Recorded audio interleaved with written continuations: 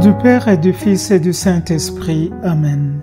Chers frères et sœurs, nous commençons le premier jour du Triduum qui nous prépare à la célébration de la solennité de Saint Joseph, patron de l'Église universelle.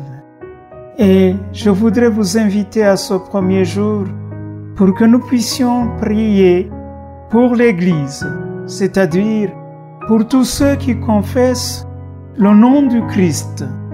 Vous comprendrez pourquoi je dis l'Église au sens large.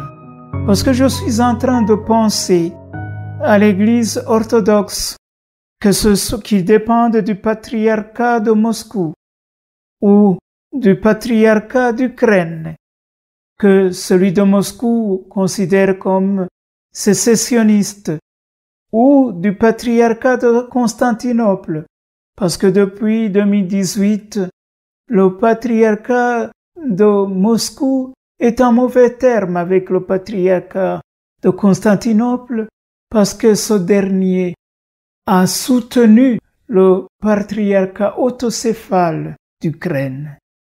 Alors, pourquoi c'est que le Seigneur a dit que tous soient un, que tous ceux qui le suivent soient un. Et aujourd'hui, nous sommes en train de vivre un contexte où ces fils sont divisés par la guerre. Les églises sont divisées par ce qui advient maintenant. Les églises orthodoxes, bien sûr. Et tout cela, non pas parce que on suit le Christ, mais parce que dans la suite du Christ, se sont intercalées des ambitions humaines. Et alors, la pluralité qui aurait pu devenir une richesse est devenue motif de guerre, motif du sang versé, motif des blessures profondes, motif d'inimitié entre les fils du même Père. Nous implorons Joseph, parce que l'Église a toujours recouru à lui dans des moments difficiles.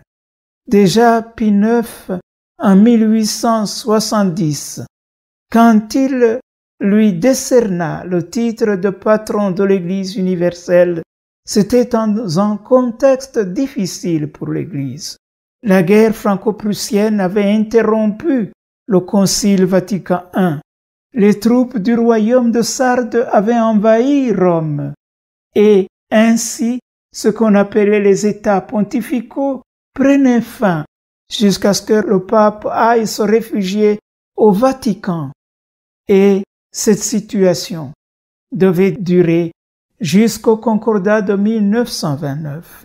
Plus tard, Léon XIII y reprit le thème du patronage de Saint Joseph en évoquant ses vertus et ses mérites à un moment où il voyait en 1889 que les uns prospéraient grâce à la révolution industrielle, les patrons, les riches, tandis que la classe ouvrière, ce qu'on appelait le prolétariat, perdait de dignité alors qu'il travaillait beaucoup, que le travail ne donnait pas ce dont les travailleurs avaient besoin pour leur dignité et la dignité de leur famille.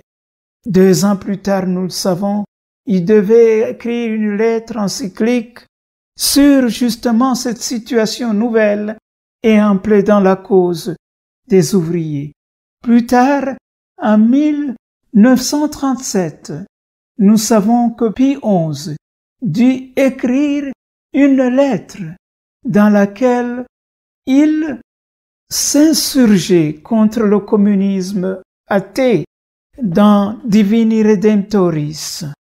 On ne peut prétendre obtenir le bonheur de l'humanité en se détournant de Dieu.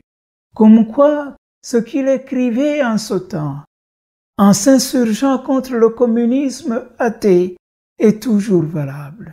On ne peut en aucun cas prétendre offrir le bonheur de l'humanité en se détournant de Dieu qui considère chaque homme, chaque femme comme son enfant et dont on ne peut détruire la dignité, blesser profondément, verser le sang impunément.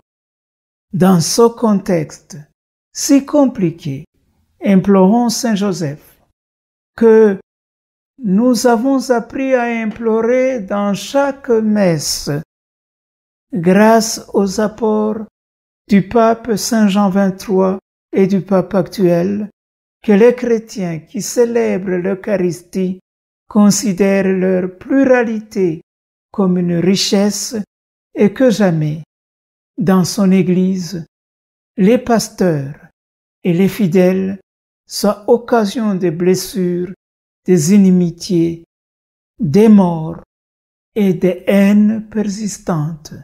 Saint Joseph, prie pour les pasteurs des églises qui confessent le Christ, prie pour tous tes enfants qui invoquent ton nom, au nom du Père et du Fils et du Saint-Esprit.